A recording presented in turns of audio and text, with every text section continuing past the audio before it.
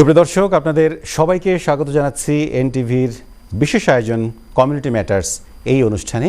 আমি রিয়াদ হাসান। আপনারা সবাই জানেন যে এনটিভি সবসময় কমিউনিটির মানুষদেরকে প্রাধান্য দিয়ে থাকে। বিশেষ করে আমরা যারা লন্ডনে বসবাস করি, যুক্তরাজ্যে বসবাস করি এবং যুক্তরাজ্যের বাইরেও যে ইউরোপিয়ান কান্ট্রিগুলো আছে সেসব দেশে এনটিভি বেশ জনপ্রিয় এবং সেখানকার কমিউনিটি অনেক বেশি স্ট্রং। আমরা সে কারণে এই কমিউনিটি ম্যাটার্স অনুষ্ঠানটিকে এমনভাবে সাজিয়ে থাকি যে অনুষ্ঠানের মাধ্যমে কমিউনিটিতে যারা বসবাস করেন তাদের প্রয়োজন, সুবিধা, অসুবিধা এবং তারা অনেক কিছু করতে চান দেশের জন্য, হয়তো সে কথাগুলো অব্যক্তই থেকে যায়। তো সেই জন্য আমরা একটি প্ল্যাটফর্ম তৈরি করেছে এনটিভি ইউরোপ বিশেষ করে, এবং এনটিভি ইউরোপের মাধ্যমে আমরা সেই কমিউনিটির কথাগুলো আমরা আপনাদের কাছে পৌঁছে দেওয়ার চেষ্টা করি। আর সেজন্যই আপনারা জানেন যে এনটিভি যেহেতু কমিউনিটি নিয়ে চিন্তা করে, সেজন্যই এনটিভি আয়োজন করতে যাচ্ছে business friends of NTV Europe, যেটি জুলাই মাসে প্যারিসে অনুষ্ঠিত হতে যাচ্ছে। সুতরাং সেজন্যে আমাদের একটা ব্যাপক প্রস্তুতি রয়েছে এবং এ কারণে আপনারা জানেন যে বিভিন্ন দেশ থেকে, ইউরোপের বিভিন্ন দেশ থেকে আমরা প্রতিনিয়ত যারা সফল ব্যবসায়ী, যারা উদ্যোক্তা, যারা আয়োজক, যারা সংগঠক, যারা অনেক মানুষের কর্মসংস্থানের ব্যবস্থা করেছেন এবং কমিউনিটিতে বিশেষ ভূমিকা রেখেছেন, শুধু তাই নয়, সেই দেশেও একজন ভিনদেশী নাগরিক হয়েও বাংলাদেশের সুনাম পৃথিবীর দরবারে উজ্জ্বল করেছেন। আজকে আমরা ঠিক তেমনই কয়েকজনের সাথে কথা বলবো যারা বাংলাদেশের একজন অ্যাম্বাসেডর হিসেবে নিজ নিজ দেশে তারা সেই দেশের ভূমিকা পালন করছেন। সুপ্রিয় দর্শক, আজকে আমাদের সাথে স্টুডিওতে উপস্থিত হয়েছেন এমন একজন মানুষ যার সাথে আমরা পরিচয় করিয়ে দেব। আমাদের সাথে আছেন মোহাম্মদ জহিরুল আলম, যিনি ইতালি এবং রোমের একজন বিশিষ্ট ব্যবসায়ী। আপনাকে আমাদের স্টুডিওতে স্বাগত জানাচ্ছি। জি, আমাদের সাথে সুপ্রিয় দর্শক আরও দুজন অতিথি যোগ দিচ্ছেন অনলাইনে, ভার্চুয়াল মাধ্যমে। যেহেতু লং ডিস্টেন্সের ব্যাপার, সুতরাং তারা যোগ দিয়েছেন। ইতোমধ্যে আমাদের সাথে যোগ দিয়েছেন একজন মোহাম্মদ সেলিম রেজা, যিনি ডিরেক্টর বাংলাদেশ ফার্নিচার ফ্রান্স, এবং আপনাকে জুমে আমরা স্বাগত জানাচ্ছি। জনাব সেলিম রেজা, আপনি আমাকে নিশ্চয়ই শুনতে পাচ্ছেন?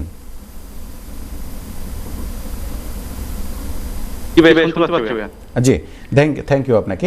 সুপ্রিয় দর্শক, আমাদের সাথে আরও একজন যোগ দেবেন, একজন পতিতযশা চিকিৎসক, যিনি ইতোমধ্যে পোল্যান্ডের সবার বাংলাদেশিদের মন কেড়েছেন এবং পোল্যান্ডের যে সরকারি সংস্থাগুলো তারা তাকে বিশেষভাবে সম্মানিত করেছেন। তেমন একজন বিশেষ ডাক্তার, চিকিৎসক, যিনি বাংলাদেশের মানুষের বন্ধু এবং পুলিশবাসীরও বন্ধুতে পরিণত হয়েছেন, ডাক্তার খলিলুল কাইয়ুম। তিনি বিশিষ্ট surgeon specialist. Doctor Khalilul Qayyum, আমরা ওনাকে হয়তো এখন যোগ দিয়েছেন কিনা আমি জানি না, কিন্তু তো জি, জনাব খলিলুল কাইয়ুম, আপনাকেও আমরা জুমে দেখতে পাচ্ছি। জনাব খলিলুল কাইয়ুম, আপনাকে আমরা এনটিভি ইউরোপ স্টুডিও থেকে স্বাগত জানাচ্ছি। জি, থ্যাংক ইউ আপনাদের সবাইকে। আমি একটু প্রথমেই আলোচনায় যেতে চাই, যেহেতু আমাদের স্টুডিওতে আমাদের মোহাম্মদ জহিরুল আলম ভাই আছেন, আপনাকে দিয়ে আমরা শুরু করতে চাই। এই যে আমরা যারা প্রবাসে অবস্থান করি, প্রবাসে যারা থাকি, তাদেরকে নিয়ে বলা হয় যে তারা প্রচুর কষ্ট করেন এবং কষ্ট করে একবার যখন সফলতা পেয়ে যান, সেই সফলতার গল্পগুলো আসলে অনেকেই জানেন না। কিন্তু তারা একটা জিনিস জানেন যে বিদেশে বসবাস করেন, অনেক সুন্দর লাইফ লিড করছেন, নির্মল বাতাস, ধুলোবালি মুক্ত, কত সুন্দর সব কিছু সিস্টেমেটিক ওয়েতে চলছে। আমি যদি আপনার কাছে জানতে চাই যে আসলে আপনি এখন ইটালিতে আছেন, ইটালির কোন শহরে আছেন এবং সেখানে আসার গল্পটা যদি একটু বলতেন সংক্ষেপে। জি, বিসমিল্লাহির রহমানির রহিম। প্রথমে আপনাকে স্বাগত জানাই এনটিভিতে আমাকে আমন্ত্রণ করার জন্য, আজকের এই প্রোগ্রামের জন্য। যেহেতু আমি ইটালি কমিউনিটির একজন আমার নেতৃত্ববিন্দু এবং বাংলাদেশ কমিউনিটির আমি বাংলাদেশ সমিতির রানিং সেক্রেটারি এবং ব্যবসায়ী, বাংলাদেশ সমিতি ইতালির রানিং সেক্রেটারি। আমি আপনার এনটিভির মাধ্যমে আমার সকল ইতালির প্রবাসী ভাই বোনদেরকে জানাই অভিনন্দন, এবং সাথে এনটিভির পরিবারের সবাইকে জানাচ্ছি শুভেচ্ছা এবং অভিনন্দন।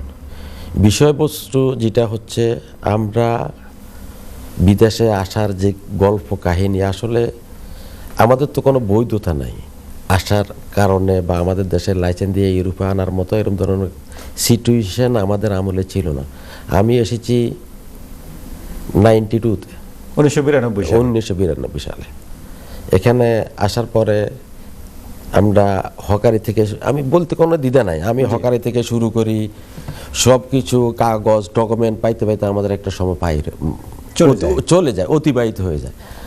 ওইখান থেকে আমরা শুরু করি ব্যবসা বাণিজ্য করতে, ওই দেশে এগুলা প্রয়োগ করতে, আইন কানুন অনেক ঝামেলার ভিতরও বাংলাদেশি যারা আছে তাদের অনেক ত্যাগ তিতিক্ষা এবং সাহস, এইগুলোর উপরে ভিত্তি করি আমরা বৈধভাবে ব্যবসা বাণিজ্য করার জন্য চেষ্টা করি এবং করতেছি।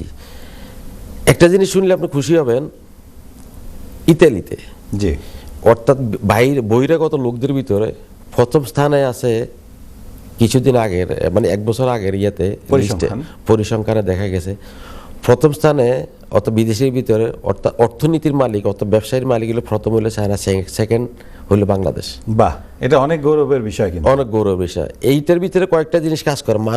আপনারা এখানে বৈধভাবে ব্যবসা করার পিছনে অনেকগুলো যুক্তিযুক্ত আছে, কিছু কর্মসংস্থান, আমাদের নতুন আবার কিছু লোক আসলে এদেরকে ট্রেন্ড আপ করা, এদের গাইডলাইন দেওয়া, এই কারণে বাঙালিরা অনেক ব্যবসার প্রতি ঝুঁকি। আচ্ছা, আমি যদি একটু বলি যে এখন 92 সাল থেকে সেই চড়াই উতরাই পাড়ি দিয়ে, যেটা আপনি বললেন যে অনেক ছোট কাজ থেকে শুরু করে, ছোট কাজ থেকে, যদিও বিদেশে কিন্তু কোনো কাজকে ছোট করে দেখা না, সব কাজই অনেক সম্মানীয় কাজ, এবং এই কারণেই হচ্ছে মানুষের যে জীবনযাত্রা সেটা অনেক উন্নত আমাদের বাংলাদেশের তুলনায়। আমি যদি বলি যে এখন আপনার কতগুলো প্রতিষ্ঠান আছে এবং সেখানে কতজন কর্মচারী কাজ করছে, আমার এখানে কর্মসংস্থান ব্যবস্থা, আমার এখানে প্রতিষ্ঠান আছে এখন মনে করেন 6টি প্রতিষ্ঠান আছে, সবগুলো আমার রোম শহরে, সবগুলো রোম শহরে। সবগুলো আপনার আমাদের যে যারা আছে তারাই আমার ডিপেন্ড, যারা আছে তারা বাংলাদেশি। কতজন? 15 জনের মতো আছে। 15 জন আছে। ওনারা আমাদের বাংলাদেশি।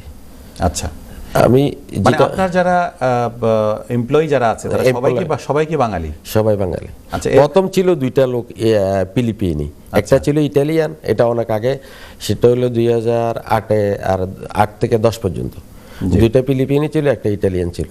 তো ওনারা চলে গেছেন বা ছাঁটাই করেছি। এটার পর থেকে আমরা দেখতেছি আমার দেশের একটা লোক যদি আমার কাছে কাজ করে, আমার যদি বিশ্বস্ত থাকে, তার 2টা টাকা ইনকাম হইলে সে দেশে পাঠাইলে তার একটা ফ্যামিলি চলতে পারবে।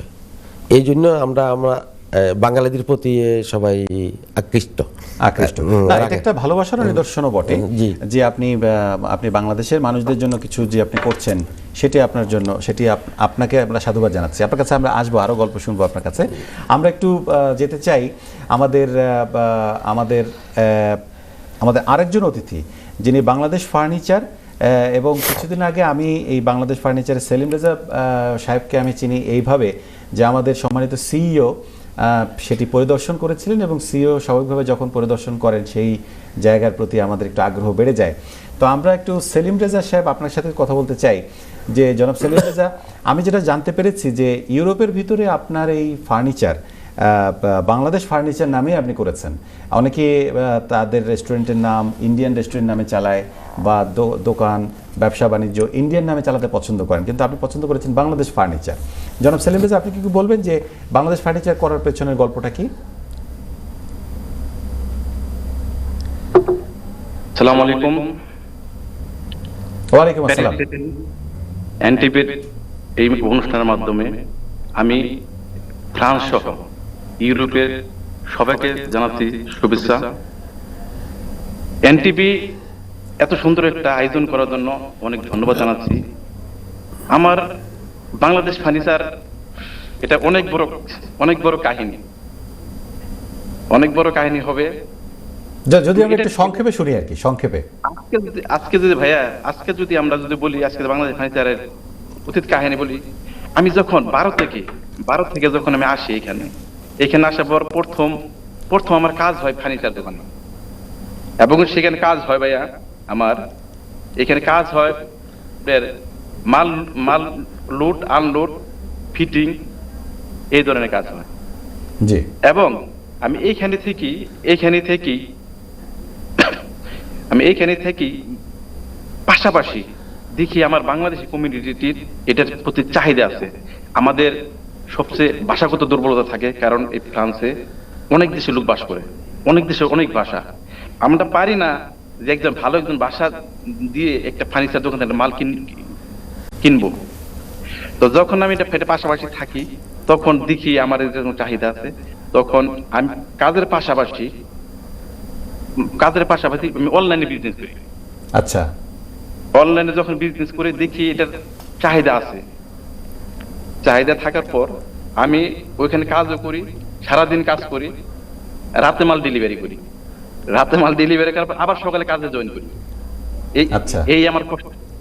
এইখান থেকে আস্তে আস্তে শুরু করতে করতে আমার বাংলাদেশি কমিউনিটির ভালোবাসা, আল্লাহ তাআলার অশেষ রহমতে, আপনাদের সবার দোয়া, এখন আলহামদুলিল্লাহ প্যারিসের বুকে আমার 3টা শোরুম এবং আলহামদুলিল্লাহ বিশাল আকারে। শুধু তাই নয়, আমার তুর্কিতে আমার নিজস্ব ফ্যাক্টরি আছে, সেটা এক ভাইয়ের সাথে শেয়ার আছে। আমার যত ফার্নিচার আছে এই সম্পূর্ণগুলো আমি তুর্কি থেকে আমার নিজস্ব ফ্যাক্টরিতে আচ্ছা, তাহলে কি আপনার তুরস্কে আপনার ফ্যাক্টরি গড়েছেন তুরস্কতে? জি। আচ্ছা, এটা কি মূলত হচ্ছে যে তুরস্কে আপনার ম্যানুফ্যাকচারিং কস্ট কম বা ভাড়া কম, সেজন্য আপনি তুরস্ক চয়েস করেছেন? হ্যাঁ, তুরস্কতে এই জন্যই চয়েস করা হয়েছে, কারণ এখানে ম্যানুফ্যাকচারিং কম, ভাড়া কম এবং মালটা দ্রুত আসতেছে, কারণ 1 সপ্তাহ 10 দিনের মালটা চলে আসতেছে। আচ্ছা, আমি যদি একটু সংক্ষেপে জানি, আমি আপনার সাথে আবারও কথা বলবো, সংক্ষেপে জানতে চাই যে এই যে আপনার যে বাংলাদেশ ফার্নিচার সহ অন্য আরো কি কোনো প্রতিষ্ঠান আছে কিনা, এবং কয়জনকে আসলে আপনি কর্মসংস্থানের ব্যবস্থা করেছেন এই পর্যন্ত? আমাদের আমি শুধু ফার্নিচার নিয়ে আসি এবং এটার সাথে আমার যেটাকে ইলেকট্রিক ম্যানেজার যোগ হইতেছে, টিভি, ফ্রিজ এগুলা, এবং কুজিন, যেটা যে আপনার রান্নাঘরের যে কুজিন এইগুলো আমার যোগ করতেছি। আর আমার এখানে আমি এত কষ্ট করার ভিতরে, তবে আমার একটু সফলতা এখন এটি আলহামদুলিল্লাহ আপনাদের দোয়ায় আমার এখানে 45 জন লোকের কাজের কর্মসংস্থান হয়েছে, তার মধ্যে ম্যাক্সিমাম 45 জন কর্মসংস্থানের ব্যবস্থা করেছে। মাশাআল্লাহ, খুব ভালো। আমরা আপনার কাছে আবারও আলোচনায় আসবো, আমরা ডক্টর খলিলুল কাইয়ুম ভাইয়ের কাছে যাব, কিন্তু তার আগে আমাদের আজানের সময় হয়েছে। আমরা আজানটা নিয়মিত সঠিক সময় আমরা প্রচারের চেষ্টা করি। আমরা চলে যাচ্ছি আজানের ছোট্ট একটা বিরতিতে। আজানের পরপরই আমরা ফিরবো আবারও এই অনুষ্ঠানে, সে পর্যন্ত আমাদের সাথেই থাকবেন। সুপ্রিয় দর্শক, আমাদের স্টুডিওতে উপস্থিত আছেন একজন অতিথি, একটু আগেই তার সাথে কথা বলছিলাম, জনাব মোহাম্মদ জহিরুল আলম, যিনি ইটালির একজন বড় ব্যবসায়ী এবং বাংলাদেশ সমিতিরও আপনি জেনারেল সেক্রেটারি, রানিং বিএনপির ভাইস প্রেসিডেন্ট। আচ্ছা, আপনার রাজনৈতিক পরিচয়ও আছে। যাই হোক, মানে সব দিকে আপনি সমানভাবে আছেন। এবং আমাদের সাথে ফ্রান্স থেকে যুক্ত আছেন জনাব Mohammad Selim Reza, director Bangladesh furniture France, এবং আমাদের সাথে যুক্ত আছেন জনাব ডক্টর খলিলুল কাইয়ুম, যিনি পোল্যান্ড থেকে যুক্ত আছেন, যিনি একজন বিশিষ্ট চিকিৎসক এবং যিনি একজন বিশিষ্ট সার্জনবিদ। আমরা জনাব খলিলুল কাইয়ুম আপনার কাছে আসতে চাই। খলিলুল কাইয়ুম, নিশ্চয়ই আপনি আমাকে শুনতে পাচ্ছেন। আমি যদি আপনাকে একটু বলি যে আপনি একজন বিশিষ্ট সার্জনবিদ এবং সার্জন, আমি আপনাকে গতকাল যখন ফোন করেছিলাম তখনও আপনি অপারেশন থিয়েটারে ছিলেন, এর আগে যখন কথা বলেছিলাম, ফোন দিয়েছিলাম, তখন আপনি অপারেশনে ছিলেন। তা আসলে কি আপনাকে আমরা যে পেয়েছি, এটা আমাদের সৌভাগ্য যে আমরা আজকে আপনার এই সময়টা পেয়েছি, কারণ আপনি বেশিরভাগ সময় আপনি অপারেশনের কাজে ব্যস্ত থাকেন। তো আপনি কি একটু বলবেন যে এই যে জার্নিটা এবং বিদেশের মাটিতে যে চিকিৎসার ক্ষেত্রে এই যে একটা সর্বোচ্চ লেভেলে যাওয়াটা, এটা কি আপনার জন্য সহজ ছিল কিনা, যদি একটু সংক্ষেপে বলতেন। আসসালামু আলাইকুম। ওয়ালাইকুম আসসালাম। আমি রিয়াদ ভাই, আপনি এত কিছু বলছেন, আমি একটা সাধারণ মানুষ, খুব সিম্পল পারসন। যেটা আমি অ্যাচিভ করছি, এটা আসলে আমার মুরব্বীদের, আমার ফ্যামিলির এবং আপনাদের সবার দেওয়া। আমি শুধু এটা নিজের পরিশ্রমে একটু করতে পারছি। আমি 1988-তে পোল্যান্ডে আসি গভর্নমেন্ট স্কলারশিপে মেডিসিনে পড়ার জন্য। পড়ার পর অবশ্যই শেষ করার পর বিয়ে করলাম। আমার ওয়াইফও ডাক্তার, একসাথে পড়াশোনা করছি আমরা দুইজনেই। এখন যদি আপনি বলেন যে এত দূর আসা এটা ইজি না, এটা হচ্ছে অ্যাকচুয়ালি এটা আমরা টোটালি অন্য একটা ভাষায় পড়াশোনা করছি, অন্য একটা ভাষায় কাজ করতে হয়। মেডিকেল এমন একটা সাবজেক্ট যেখানে ওই দেশের লোকাল ভাষাটা না জানলে লোকাল পার্সনের সাথে কন্ট্যাক্ট করা যায় না। এটা ছিল আমাদের প্রথম ব্যারিয়ার আমার ক্ষেত্রে এবং ম্যাক্সিমাম ফরেনারদের ক্ষেত্রে। যাক, সবার দোয়াতে ওইটা কোনো রকমে ওইটা আয়ত্ত আনছি। আনার পর এখন কথা হচ্ছে যে মেডিসিন শেষ করলাম, মেডিসিন শেষ করার সাথে সাথে সার্জন হওয়া যায় না। মেডিকেল কলেজ শেষ করার পর হয়তো আমরা শুধু ডাক্তার, জেনারেল ডাক্তার। সার্জারি হচ্ছে একটা স্পেশালাইজেশন, যেটার আগে আমাদের এখানে 6 বছর মেডিকেল শেষ করার পর। তাহলে আপনার যে ডাক্তারির পেশার যে জার্নিটা বা ডাক্তারি যে আপনি পড়াশোনা করেছেন ডাক্তার হওয়ার জন্য, সেটা সবকিছু কি পোল্যান্ডে? এটা টোটালি পোল্যান্ডে এবং টোটালি পোলিশ ভাষায়। পোলিশ ভাষায়? টোটালি পোলিশ ভাষায় 1 বছর ল্যাঙ্গুয়েজ কোর্স, এরপর পুলিশ। আমার এখনো মনে আছে ফার্স্ট ইয়ার যখন আমি আমার টিচারকে বললাম আমি ইংলিশে উত্তর দিতে চাই, তখন উনি আমাকে বললেন তুমি পোল্যান্ডে, ইংল্যান্ডে না, তোমাকে পুলিশ ভাষায় উত্তর দিতে হবে। যাক, ওই কোন রকমে ভাঙা পুলিশ দিয়ে কোন রকম আগালাম। জীবনে একটা পরীক্ষা দিতে পারছি মিক্সড ভাষায়, ওটা হচ্ছে ফিজিওলজি। প্রফেসর 12টা ভাষায় ল্যাঙ্গুয়েজ কথা লেকচার দিতে পারতেন, 12টা ভাষা। তখন উনি আমাকে বললেন কোন ভাষা তুমি চয়েস করো, কিন্তু আমি পড়ছি পুলিশে। তা আমি চিন্তা করলাম যদি ইংলিশে যাই তাহলে হয়তো ধরা খাবো। তখন আমি বললাম যে মিক্সড ল্যাঙ্গুয়েজ দিতে চাই। তখন মিক্সড ল্যাঙ্গুয়েজ দাও, পুলিশ এবং ইংলিশ। এছাড়া পুরা from the beginning to ending police. অবশ্যই অ্যানাটমিটা শুরু ল্যাটিনে আমাদের অ্যানাটমিটা পড়তে হয়েছে। এবং এই পড়াশোনাটা আসলে ভাই খুবই কষ্টকর ছিল। যেমন যেটা পুলিশদের 1 ঘন্টা লাগতো, আমার হয়তো 2-3 ঘন্টা লাগতো সেম চ্যাপ্টার পড়াটা। বেশি সময় স্পেন্ড করতে হতো। তারপরেও ওভাবে ম্যানেজ করে কোন রকমে আল্লাহ সবার দোয়াতে মেডিসিনটা শেষ করতে পারছি। করার পর এই জীবন যাত্রা তখন শুরু হলো। আমি যদি আপনাকে জিজ্ঞেস করি যে এই যে আপনার সফলতা এবং অনেক কষ্ট করে এই জায়গাটাতে অ্যাচিভ করা, এখন আপনি বর্তমানে কোথায় চাকরি করছেন? আমি জানি, যদিও আপনি একটু বলতেন যে আপনি বর্তমানে একটা সরকারি হসপিটালের সাথে যুক্ত আছেন। আচ্ছা স্যার, আমি একটা গভর্নমেন্ট হসপিটালে এই মুহূর্তে হেড অফ সার্জারি ডিপার্টমেন্টের হেড আমি। এবং মাশাআল্লাহ, সার্জারি ডিপার্টমেন্টের হেড এবং গভর্নমেন্টের একটি হসপিটালে পোল্যান্ডের মতো জায়গাতে, এটা অবশ্যই আমাদের জন্য গর্বের বিষয়। অবশ্যই আমাদের জন্য গর্বের। এটা আসলে এই সবার দোয়া। জীবন আমার শুধু একটাই এইম ছিল, আমি কোনোদিন গিভ আপ করি নাই। যত কষ্টে আছে কষ্টে, ওই যে একটু আগে আমার ভাইরা বললেন যে বিদেশে জীবন এত ইজি না। এটা বাংলাদেশের সবাই মনে করে বিদেশে গেছে সাথে সাথে কত না কত সুখে আছে, কিন্তু বিদেশি জীবনটা যে কত কষ্টের। আমরা যে দেশে কত মিথ্যা কথা বলছি, এর জন্য আল্লাহ আমাদের মাফ করো। না খেয়ে দেখাও বলছি, খাওয়া দাওয়া করছি, সবকিছু ঠিক আছে। অসুস্থ হওয়ার পরে বলছি সুস্থ আছি, যেন দেশে ফ্যামিলি যেন কোনো চিন্তা না করে। বাহ, এই যে স্যাক্রিফাইস,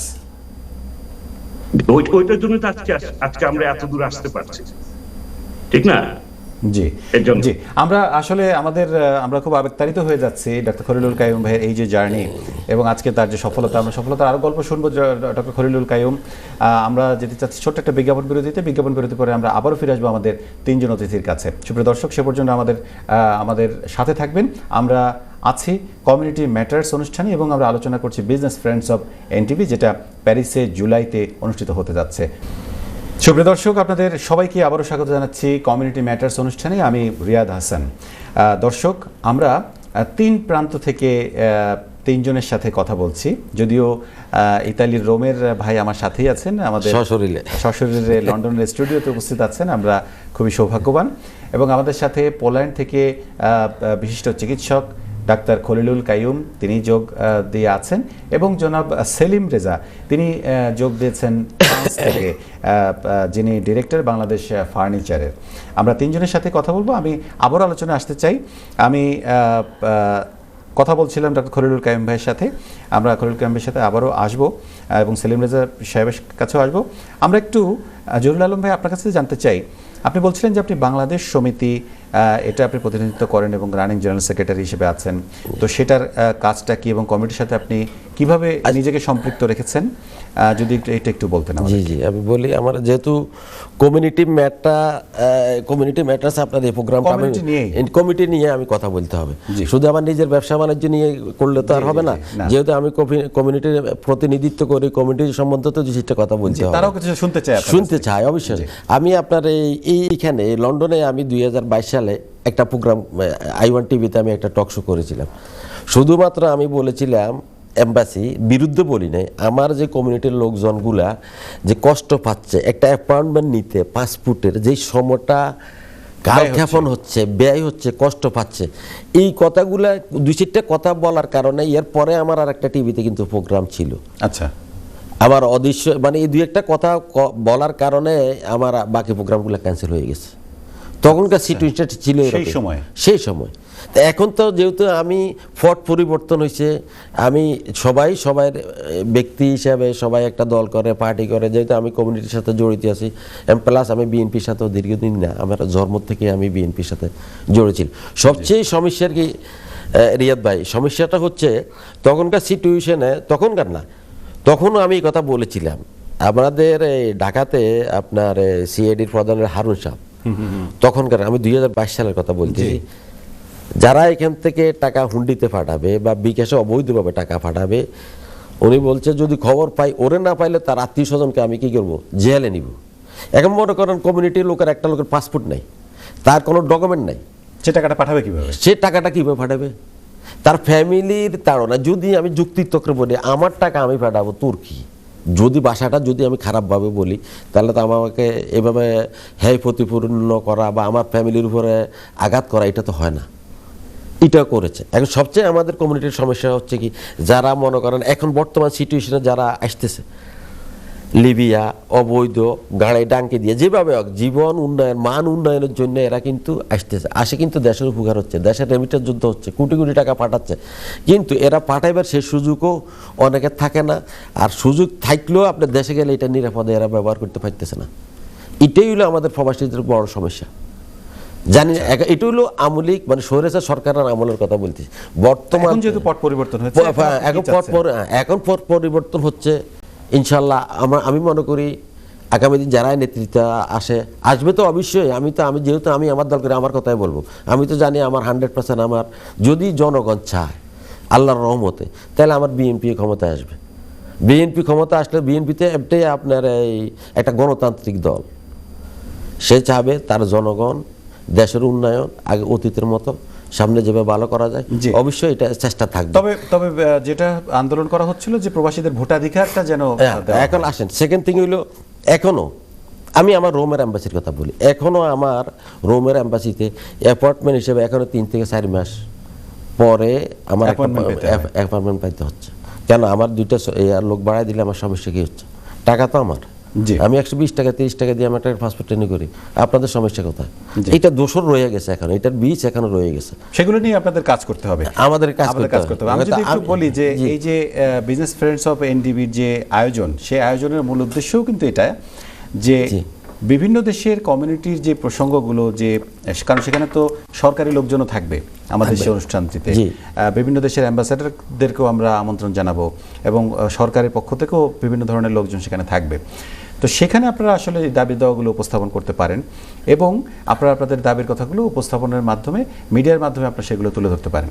এবার আমি যদি একটু সংক্ষেপে যদি আপনার কাছে জিজ্ঞেস করি যে এই যে বিজনেস ফ্রেন্ডস অফ এনটিভির যে প্রোগ্রাম হতে যাচ্ছে, এটাকে আপনারা কোন দৃষ্টিতে দেখেন? আমি এটাকে খুব সুন্দর ভালো দৃষ্টি থেকে দেখতেছি। কেন দেখতেছি আমি বলি, এই সুন্দর যে একটা প্রোগ্রাম অল ইউরোপ নিয়ে একটা ফ্রেন্ডস অফ বিজনেস ফ্রান্সে 13 জুলাইতে আপনারা করতেছেন, আসলে এটা জিনিসটা হচ্ছে কি আমাদের ভিতরে একটা উৎসাহ উদ্দীপনা কাজ করবে যখন একটা প্রোগ্রামের মাধ্যমে, একটা টিভির মাধ্যমে এটা করা সম্ভব, যেটা আপনারা করতেছেন বা করতে যাচ্ছেন। আমি এটা তো অবশ্যই সফলতা কামনা করি, আমিও যাব, আমি দেখব আমার যারা ভালো বিজনেস করে তাদেরকে নিয়ে যাওয়ার জন্য চেষ্টা করব। আর আপনারা যেই প্রোগ্রামটা যে শুরু করতেছেন, আসলে এটা ধন্যবাদ পাওয়ার যোগ্য, ধন্যবাদ পাবেন। এই জন্য পাবেন আমি বলি, এই যে আমরা একজনের সাথে একজনের যদি পরিচিত হই, কানেক্টিংটা আরো বাড়বে, আমরা দেশের জন্য কাজ করতে আমাদের জন্য সুবিধা হবে, আমরা দেশে রেমিটেন্স পাঠাইতে আরো উৎসাহিত হব। মনে করেন আমাদের যদি এই সুযোগ সুবিধা যদি যারা আপনার প্রবাসী রেমিটেন্স যারা পাঠায়, এদের জন্য আরো মনটা আরো আরো অনেক বেশি উদার হয়ে যাবে। উদার হয়ে জি, আপনাকে ধন্যবাদ জানাচ্ছি। সুপ্রিয় দর্শক, আমরা কথা বলছিলাম জনাব মোহাম্মদ জহিরুল আলমের সাথে। আমরা একটু যেতে চাই ফ্রান্সে, সেখানে আছেন সেলিম রেজা, ডিরেক্টর বাংলাদেশ ফার্নিচার। জি সেলিম ভাই, আপনার কথাগুলো শুনছিলাম এবং আপনি বলছিলেন যে আপনি তুরস্কতে ফ্যাক্টরি করেছেন, এবং আমি যদি একটু অন্য প্রসঙ্গে আসতে চাই, যে এই যে ফার্নিচারের ব্যবসা করতে গিয়ে আপনার তো আসলে ফ্রান্সের অন্যান্য কম্পিটিটরদের সাথেও আপনাকে প্রতিযোগিতায় টিকতে হয়েছে। তো সেই জায়গাটাতে আপনি কিভাবে টিকেছেন এবং সেখানে আপনি বাংলাদেশের যারা কমিউনিটি তাদের হেল্প কতটা পেয়েছিলেন? রিয়াদ ভাইজান, প্রতিটি কাজে কম বেশি চ্যালেঞ্জই থাকে। আমার বলো তাই হয়েছে। আমার যখন শোরুম ছিল না, তখন আমার কোম্পানি মাল দিতে চাইতো না, অনলাইনে ব্যবসা করতাম। ভাষাগত সমস্যা ছিল, এখানে ভিন্ন দেশের ভাষা, এবং তখন আমার বাংলাদেশ কমিউনিটি কেউ ছিল না ফার্নিচার জগতে। আমি প্রথম ছিলাম 2012 থেকে, আমি প্রথম থেকে হাঁটিয়ে পা শুরু করছি, এবং সবচেয়ে বড় সাপোর্ট পাইছি আমি যখন এই কোম্পানিতে চাকরি করছি। প্রথম আমার কাজ হয়, আমি 2012 আসি প্যারিসে। আসার পর যখন ফার্নিচার দোকানে কাজ হয়, সেই কোম্পানির যে মালিক ছিল তার অনেক সাহায্য পাইছি। তার সাহায্য পাওয়াতেই হয়তো আল্লাহ তাআলা, মা বাবার দোয়া, আল্লাহ তাআলা আমাকে এই পর্যায়ে আনছে। তা না হলে সম্ভব হইতো না ভাই। কারণ এই ফার্নিচার সম্বন্ধে আমার কোনো আইডিয়া ছিল না, কোনো দেশে থাকতে কোনো আইডিয়াই ছিল না। যখন আমি এখানে কাজ করার পাশাপাশি তখন আমি এই অনলাইনে ব্যবসা করি। তো আমার তত ছিল না, শুধু একটু সমস্যা ছিল এইটাই, যখন আমার দোকান ছিল না, তখন অনলাইনে বিজনেস করতেছিলাম, তখন কোম্পানি মাল দিতে চাইতো না, এবং আমি যে একটা কাস্টমারকে মাল দিব সেই এটা আমার ছিল না। সাপোজ একটা মাল কাস্টমার দরকার হয়েছে, ভাই আসেন আমরা কাফে বাড়ি বসি, কাফে বাড়ি বসে আমার কাছে ক্যাটালগ আছে, আমার মোবাইলে একটা ছবি আছে, একটু দেখেন, এই আমার মালটা হবে। তখন তাদের কথা কাজে, যে কথার কাজে তারা তখন শুধু ভাই আমার কথা কিনে নিছে। কিনে নেওয়ার পর তাদের কথা কাজে আমি মেল রাখতে পারছি বিদায় আলহামদুলিল্লাহ, তাদের ভালোবাসা সত্যতা অর্জন করতে পারছি বিদায় আলহামদুলিল্লাহ, আজকে বাংলাদেশ ফার্নিচার আলহামদুলিল্লাহ আপনাদের দোয়া।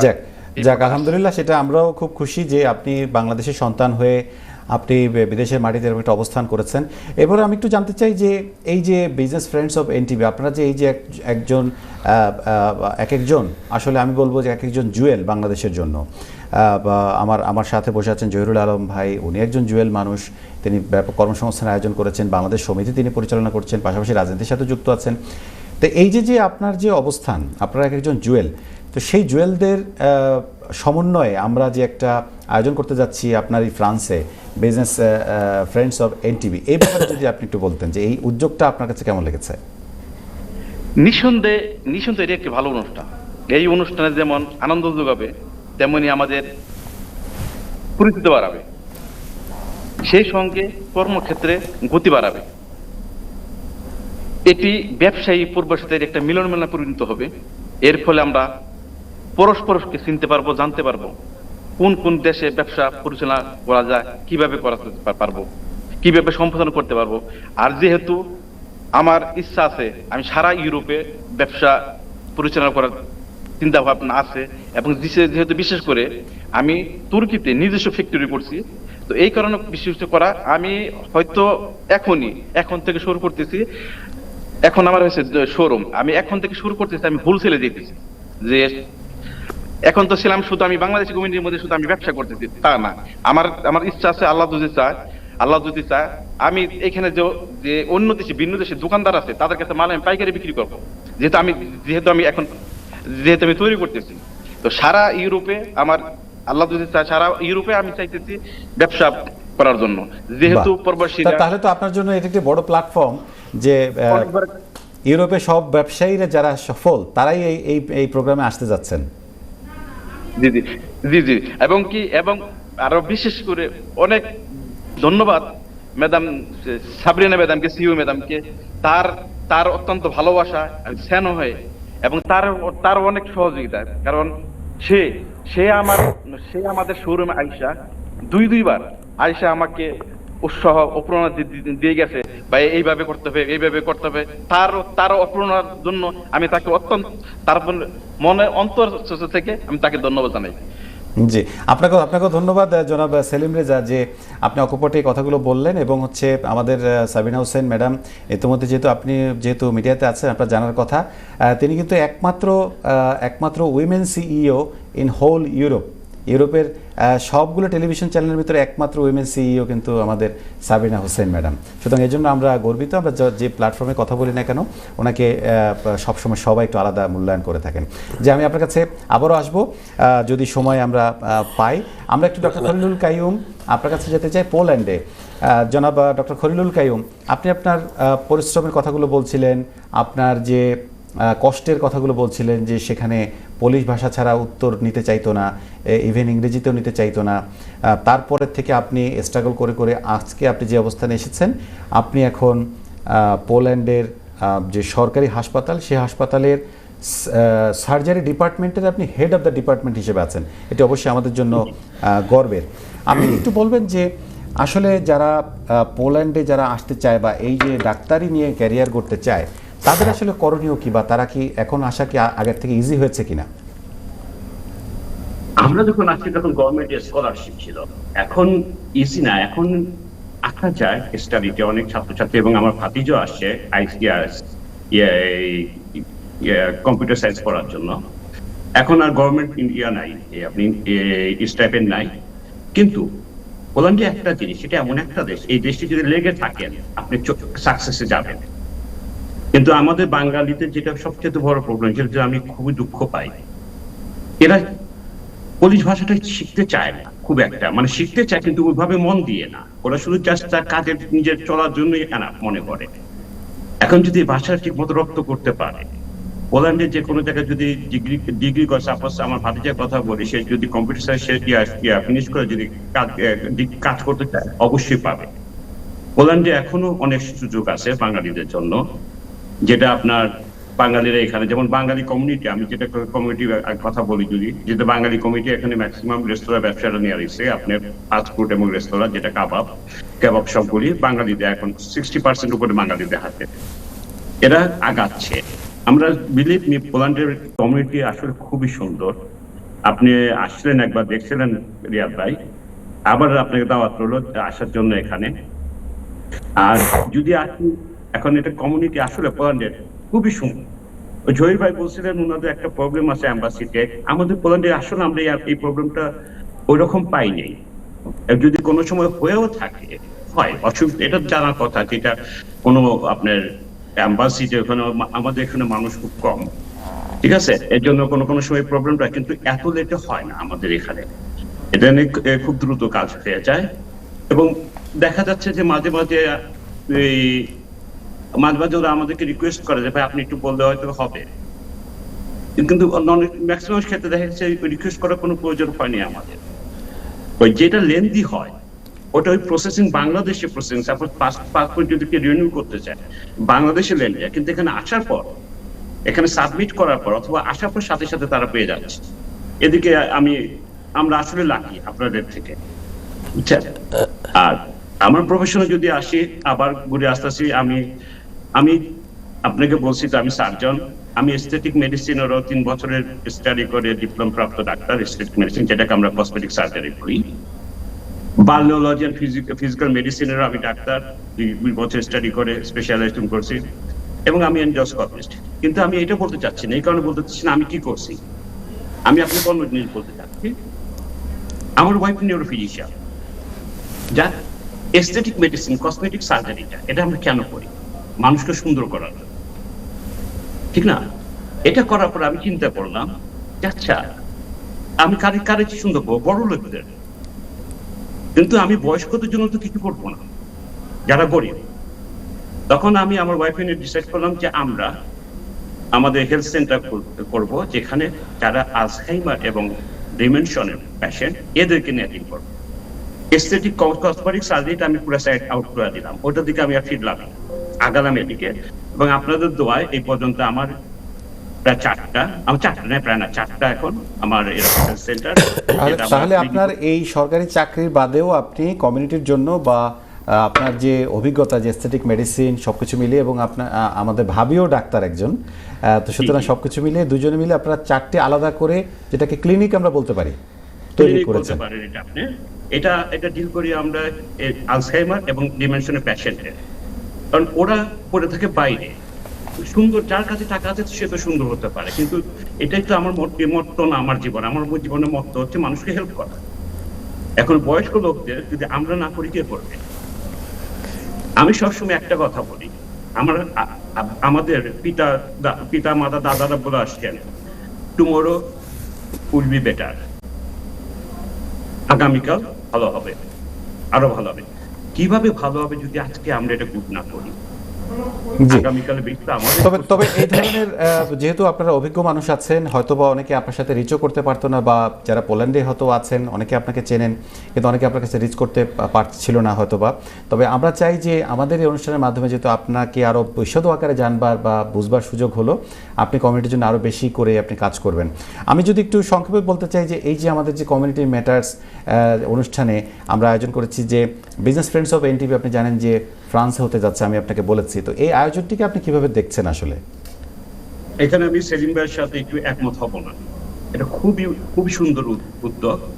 সেলিম ভাই, আমি কেন একমত হব না, কারণ আপনি এটা দেখছেন বিজনেস সাইডে, আমি এটা দেখতেছি অনুপ্রেরণা হিসাবে। আমাদের ইউরোপে অনেক বাঙালি, অনেক ইয়াং আসছে, এমন আছে জার্মানিতে, আমার এমনও পরিচয় আছে যে কম্পিউটার সায়েন্স করে রেস্তোরাঁতে কাজ করতেছে, কারণ সে চিন্তা করতেছে সে পারতেছে না, গিভ আপ করছে। এই একটা প্রোগ্রামে যখন আমরা দাঁড়াবো, আমরা বলবো আমরা কিভাবে আসছি, কত কষ্ট করে আসছি, কোথায় আসছি। আমাদের উপস্থিতিটা ওদের জন্য প্রেরণা হয়ে দাঁড়াবে। যদি ওরা ওরকম যদি কাইয়ুম যদি পারে, তাহলে আমি পারবো না কেন? এটা আমি এদিক দিয়ে দেখতেছি, এটা আসলে এটা খুবই সুন্দর মোটিভেট করার জন্য যারা বাঙালিরা ইউরোপে আছেন, মানে আমাদের জুনিয়ররা। অবশ্যই ব্যবসা অবশ্যই, কারণ ব্যবসা একটা বহুত বড় জিনিস, এখানে ব্যক্তিদের সাথে একটা মিটিং হবে, ইয়া হবে, কনভারসেশন হবে। কিন্তু আমি আমার দৃষ্টিতে দেখতেছি যে এটা ইউরোপে ইয়াং জেনারেশন যেটা বাঙালিদের, তাদেরকে আমরা মোটিভেট করতে পারবো যে তোমরাও আমাদের জায়গায় আসতে পারবা, যদি তোমরা জহির ভাইয়ের মতো কষ্ট করো, সেলিম ভাইয়ের মতো কষ্ট করো, অথবা কাইয়ুমের মতো কষ্ট করো, তোমরাও আসতে পারবে। জি, ধন্যবাদ। খুব ভালো কথা বলেছেন যে ইয়াং জেনারেশনকে আপনারা মেসেজ দিতে চাচ্ছেন। তা আমি কি একটু জানতে পারি যে আপনি ফ্রান্সে আসছেন কিনা? আমি আপনাকে সত্যি বলবো, আমার আসা খুবই ইচ্ছা, বিলিভ মি। আপনি তো জানেন আমার কি অবস্থা। জি। বিশ্বাস করবেন, আজকে একটা অপারেশন আমি ছিল, আমি ওটা অপারেশনটা রাত 9টার পর নিয়ে আসছি। রাত 9টা 10টার দিকে যা অপারেশনটা করবো, কারণ আমি যেহেতু head of department, in case of problem young doctor অথবা ডিউটি ডাক্তার, তখন আমাকে যেতে হয়। আসবো কিনা, আমার আশা খুবই ইচ্ছা, বিলিভ মি অর নট, খুবই ইচ্ছা। কিন্তু একটা প্রবলেম হতে পারে আমার, যেটা যে আমার হয়তো এমন হতে পারে যে রাতের ফ্লাইটে আমার রিটার্ন আসবে। এটা আমি যতদূর জানি এটা হবে রোববার। জি। তবে আমরা সবাই খুব প্রত্যাশা করব যে আপনি সশরীরে সেদিন উপস্থিত থাকবেন, আমাদের সাথে দেখা হবে, এবং যারা আপনাকে ভার্চুয়ালি দেখলো তারা সেদিন আপনার সাথে একটু সরাসরি কথাও বলতে হয়তো অনেকে আগ্রহ প্রকাশ করেছেন। যে আমরা চাইছি যে আপনি। আমার মতো সিম্পল মানুষ ভাই নাই, আমার এই বিপদে পাঠায় না, এটি আপনার বিনয়, এটি আপনার বিনয়। আপনাকে অশেষ ধন্যবাদ। আমরা আপনাদেরকে সবার কাছে ছোট করে আবার আরেকবার আসব। আমি এবার একটু আমাদের সম্মানিত সিইও সাবিনা হোসেন ম্যাডাম, তিনি একটি বার্তা দিয়েছেন সবার উদ্দেশ্যে, কমিউনিটি সবার জন্য। আমরা সেই ভিডিওটা এবং মেসেজটা একটু দেখে আসব। বিজনেস ফ্রেন্ডস অফ এনটিভি, অনেক অপেক্ষা করার সেই ইভেন্টের সময় খুব ঘনিয়ে এসেছে। আমরা সবাই প্রস্তুত। প্যারিসে one of the most prestigious venue factory 58-এ আমরা সবাই একসাথে হব to celebrate the success of European Bangladeshis and British Bangladeshi businessman and community leaders. আপনাদের সবার সাথে দেখা হবে, প্রস্তুত হয়ে যান। 13 জুলাই প্যারিসে সবার সাথে দেখা হচ্ছে। আমাদের স্পন্সররা, ক্যান্ডিডেটরা এবং এনটিভি পুরো টিম, আমরা একদম প্রস্তুত আপনাদেরকে ওয়েলকাম জানানোর জন্য। Book your diary and keep your eyes on your favourite channel NTV. আমরা দেখলাম আমাদের সিইও সাবিনা হোসেন ম্যাডামের যে বার্তা। এবং তিনি সবসময় হাসি খুশি থাকেন, এবং যেটি আমাদের সেলিম রেজা ভাই বলছিলেন যে তিনি 2 বার ফ্রান্সে গিয়ে ওনার প্রতিষ্ঠানে গিয়ে ওনাকে অনুপ্রেরণা দিয়ে এসেছেন। আসলে তিনি সবসময় কমিউনিটির যারা ভালো করছেন, যারা উদ্যোক্তা, যারা ভালো কিছু করতে চাচ্ছেন কমিউনিটির জন্য, তিনি সবসময় সবার পাশে থাকেন। এটি শুধুমাত্র ফ্রান্স বলে নয়, লন্ডনেও আমরা দেখেছি যে অনেক ব্যবসা প্রতিষ্ঠানের ছোট ছোট ব্যবসা প্রতিষ্ঠানেও কিন্তু উনি সাথে গিয়ে তিনি সেটিকে অনেকে উপরে দিয়েছেন। এখন হয়তো তারা অনেক বড় প্রতিষ্ঠানে পরিণত হয়েছে। শুভ দর্শক, আপনারা দেখছেন কমিউনিটি ম্যাটার, সাথে হচ্ছে আমি রিয়াদ হাসান। আমরা অনুষ্ঠানে একদম শেষ প্রান্তে চলে এসেছি।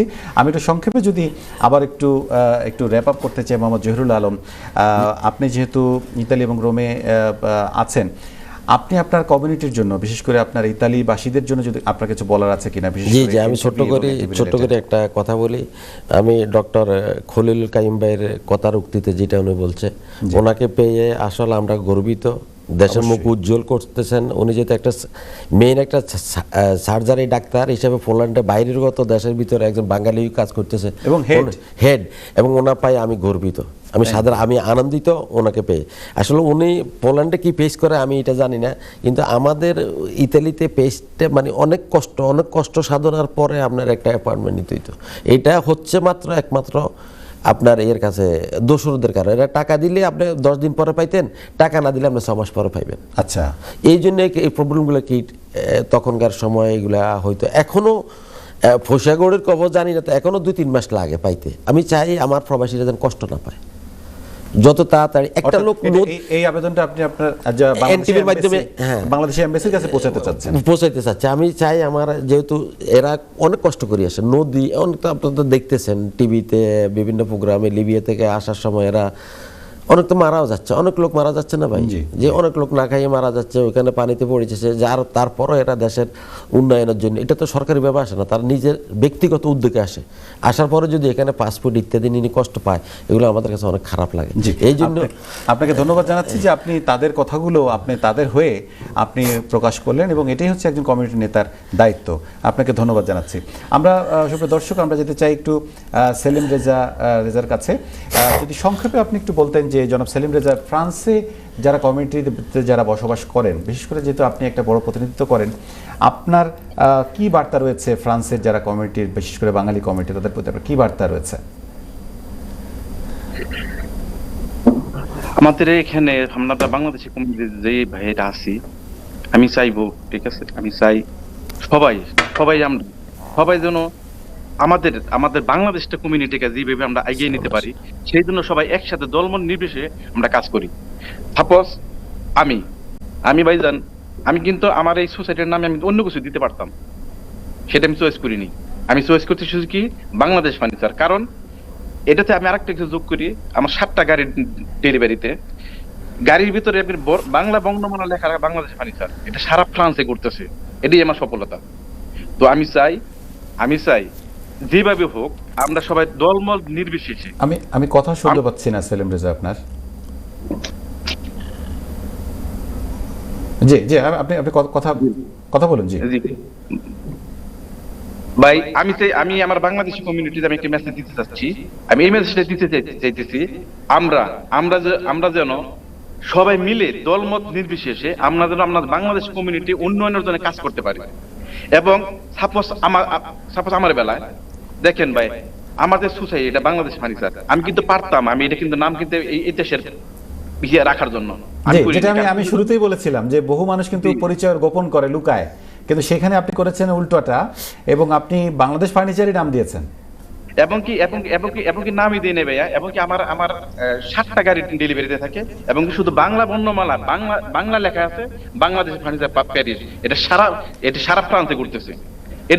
আমি মনে করি এটাই আমার সফলতা। জি, আপনাকে ধন্যবাদ সেলিম রেজা যে আপনি বাংলাদেশের কমিটির কথা চিন্তা করেন, বাংলাদেশের মানুষকে আপনি একত্রে থাকার কথা আপনি বলছেন। আমি সংক্ষেপে ডক্টর খলিলুল কাইয়ুম, আপনার কাছে ছোট্ট একটা মেসেজ যদি আপনি বলতেন যে পোল্যান্ডের যারা বসবাসকারী যারা আছেন বাংলাদেশিদের জন্য আপনার কোনো মেসেজ আছে কিনা?